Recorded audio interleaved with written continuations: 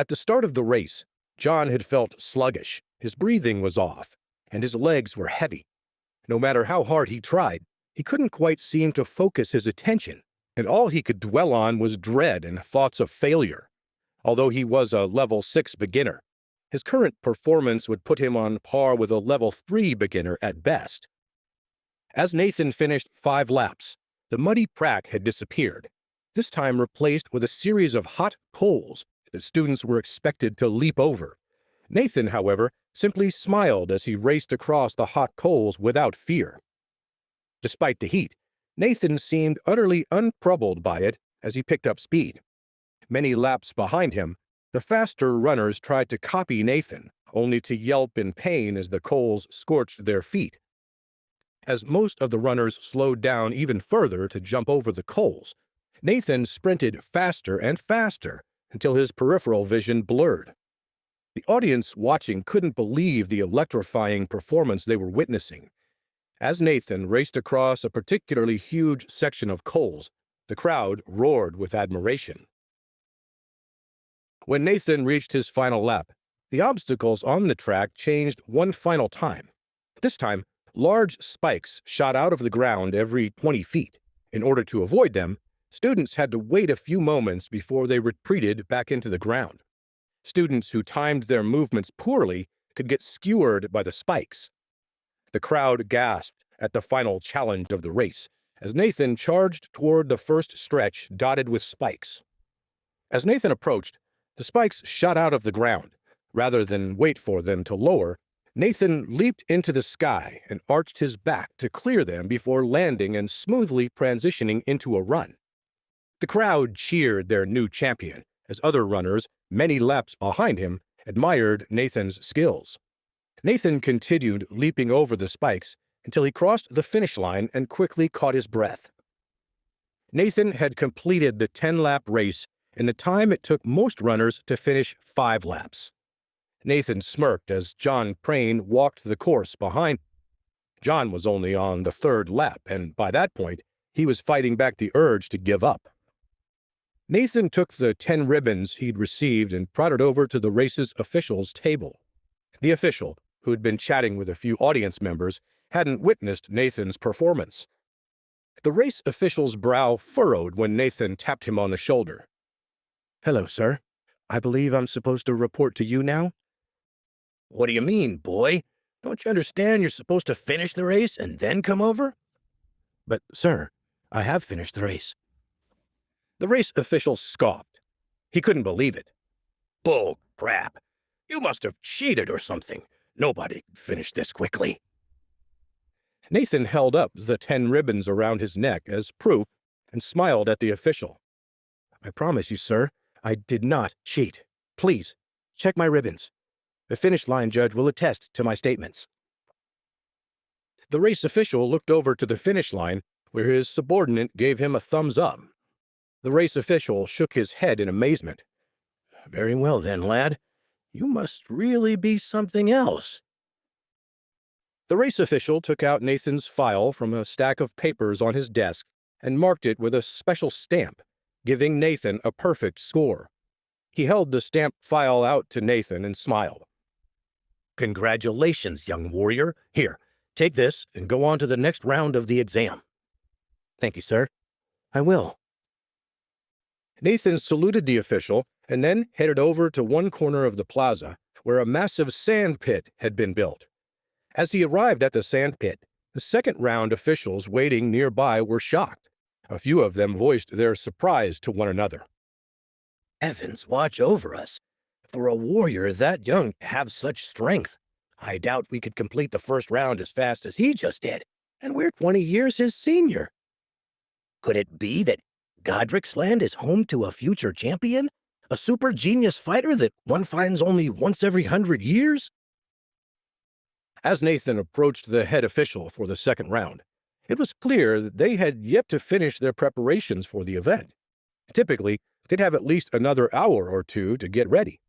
Nathan, more than a little confused, wondered aloud if he was in the right place. "Is this where the strength stage is supposed to take place?" The second-round official squinted at Nathan as he walked into the sand pit. What examination are you here to test for exactly? You must be lost. If you're looking for the race stage, it's down over there. Oh, no, sir. I've already finished the race stage. I'm looking for the second round stage, the strength competition. Really? Honestly? Already? Yes, sir. Honestly. Well, then, you're not lost. You've come to the right place, then. Here, let me see your file. Nathan handed the second round official his file. The official scoured the document to ensure it was legitimate, then gasped as he saw that Nathan had been given a perfect score on the first round. Nathan Hayfield, right? Well, we aren't quite ready just yet for everybody, but I guess since you're here so early, it won't hurt to let you continue on alone. Pick the heaviest boulder in the sand pit you can carry, and as long as you're able to lift it up over your head 100 times, you'll pass. All right. Thank you, sir. Typically, the boulders would have been in a neat column in the sand, with the boulders lined up from smallest to largest and lightest to heaviest. Because the officials weren't ready, all the boulders were still piled up in a jumbled mess together by the edge of the sand pit. Nathan examined the pile of boulders and frowned. The second official noticed Nathan's look. Is there a problem, young warrior? Yes, excuse me, but which of these boulders is the heaviest? The second official stared blankly at Nathan for a moment, then pointed to a massive boulder at the very back of the rock pile. That big one back there is over 6,000 pounds. But don't bother yourself with it.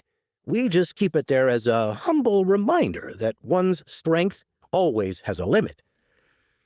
Would it be all right if I chose that one, sir? All right. Son, if you can lift that boulder over your head once, I'll give you a perfect score right now. Nathan nodded. He stepped forward and loosely gripped the edges of the boulder. The few onlookers by the sand pit chuckled at the sight of this little teenager gripping a rock 6 times his size. Nathan took a deep breath. His feet burrowed deep into the sand under the immense weight above him as his muscles flexed. In a single fluid motion, the massive boulder lifted up over his head. The huge rock remained perfectly balanced over his body and did not waver even slightly. Nathan smiled at the small crowd's shocked reaction.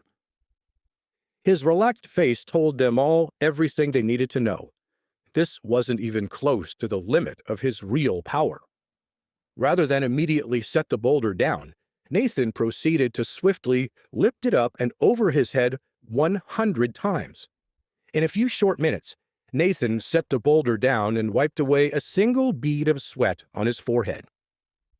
The second round official kept a calm outward appearance, but internally, his heart beat fast. His brain surged with emotions, trying to process what had just happened. Incredible. I even told him he only needed to lift the boulder once, but he did the 100 lifts anyway, just for the hell of it. Who is this kid exactly? The second round official smiled as he came up to Nathan and inspected the massive boulder. Fantastic form, young man. Truly remarkable. Let me just inspect your work here. There's no way he cheated, right? Could he have somehow switched out our boulder in the dead of night with a fake one? Is that even possible? Perhaps I should check to make certain. The second round official felt the cool stone under his palms and shook his head. He took a deep breath and tried to lift it himself, but even with every muscle bulging, he could barely move it, let alone pick it up. A few nearby witnesses laughed at the absurdity of it all. Somehow, this 14-year-old kid could lift a massive boulder 100 times without difficulty, while a fully grown warrior could only make a fool of himself as he leaned against the boulder and tried to use his body weight to make it bud. Finally, the second round official sighed and gave up. If it weren't for the fact that the man knew all students' credentials were heavily inspected, he would have assumed that Nathan was actually a powerful warrior well into his 20s. Please subscribe to the Pocket FM YouTube channel and press the bell icon for instant notification. Check out our channel for more such exciting shows.